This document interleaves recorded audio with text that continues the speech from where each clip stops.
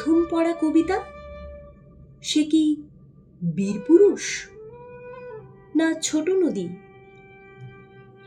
বাংলা হাতের লেখা ঠিকঠাক মকশো হলো কিনা তার একটাই চরম পরীক্ষা, নিখুঁতভাবে একটা সই নকল করা।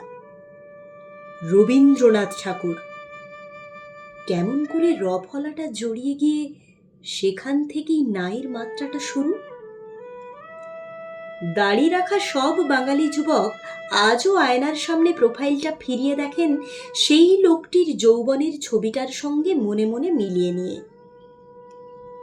যে কোনো বঙ্গাব্দ এখন কেবল দুটো তারিখে এসে ঠেকেছে, পয়লা বৈশাখ আর সেই লোকটার জন্মদিন। যে রচনাবলী বুককেশে সাজিয়ে যে কোনো শিক্ষিত বাঙালি পরিবার তাদের পারিবারিক গ্রন্থাগার রচনা শুরু করেন, তা সব সেই লোকটার লেখা। যতই প্যানপ্যানানি বলি না কেন, তার লেখা গান ছাড়া আজও কোনো অনুষ্ঠান যেন ঠিক করে শুরু হয় না।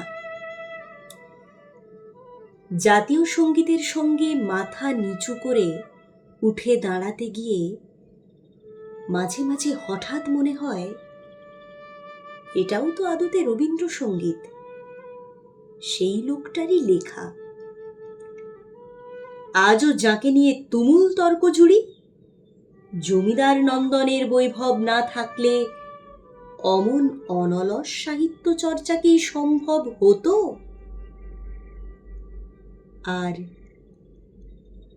রোজ ভাবি,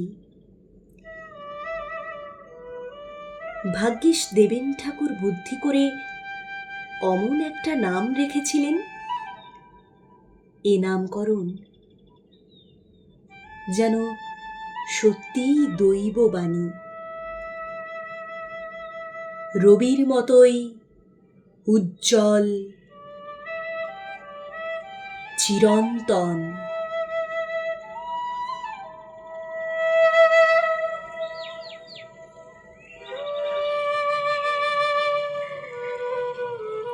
পড়লাম